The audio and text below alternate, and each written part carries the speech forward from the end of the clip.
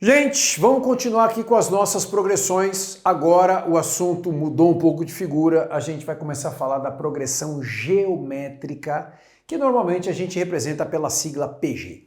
O que é uma progressão geométrica? É uma sequência numérica, ok. Mas é uma sequência numérica qualquer? Não. É uma sequência numérica que tem um padrão de comportamento.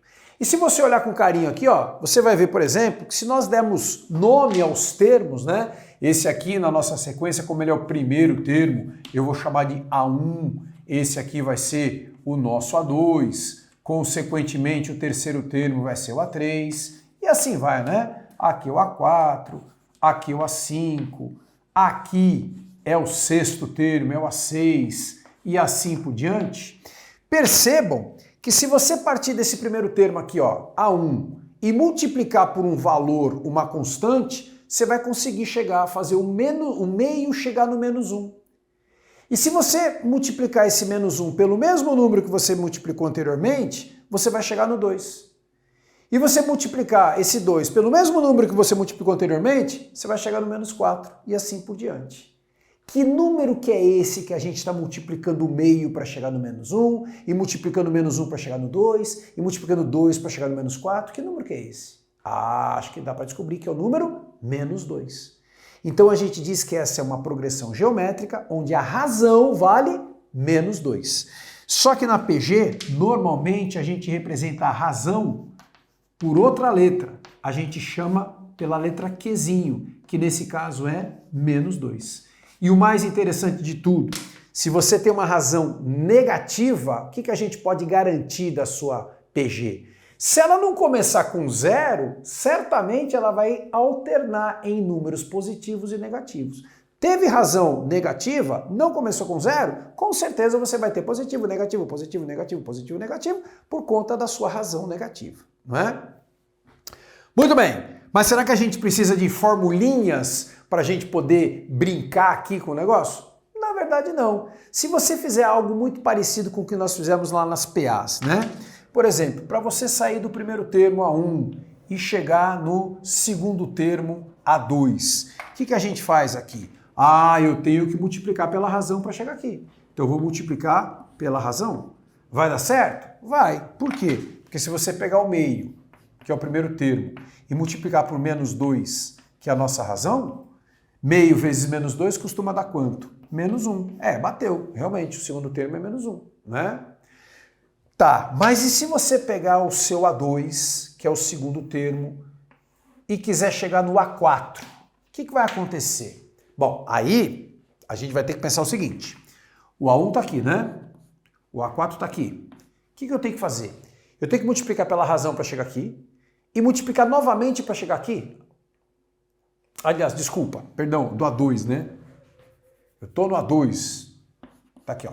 Estou no A2 e quero chegar no A4, né? Então eu tenho que multiplicar pela razão para chegar aqui e multiplicar mais uma vez para chegar aqui. Então você vai ter que fazer vezes Q para chegar aqui e vezes Q novamente. O que é Q vezes Q?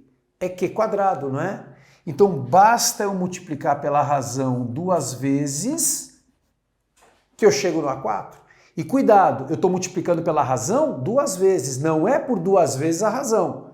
Eu não estou multiplicando por dois Qs, eu estou multiplicando por Q e por Q novamente, por isso que vira Q quadrado. Vai funcionar? Vai funcionar. O nosso A2 é quem? É menos 1. Quando você multiplica pela razão ao quadrado, você está multiplicando por menos 2 ao quadrado.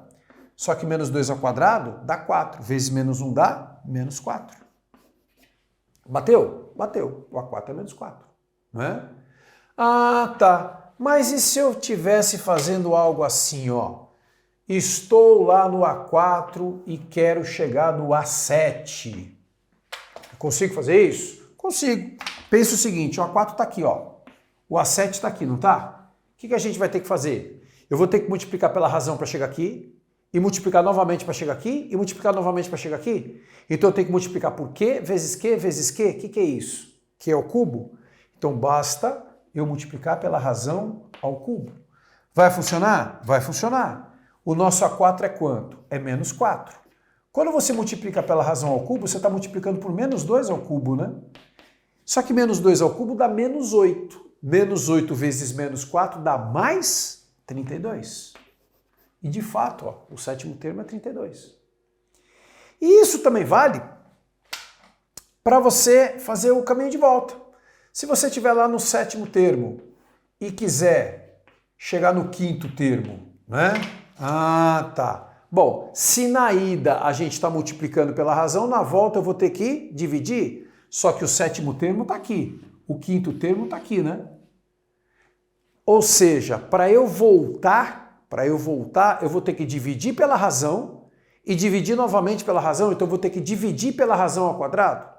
Ao invés de escrever que eu vou dividir pela razão ao quadrado, posso escrever assim, ó, eu vou multiplicar pela razão a menos 2.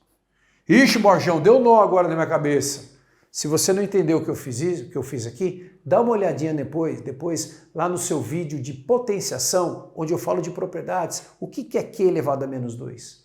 É 1 sobre Q ao quadrado, não é? Então, 1 sobre Q ao quadrado é a mesma coisa que dividir por Q quadrado, só que eu estou escrevendo dessa forma aqui, que no fundo é a mesma coisa.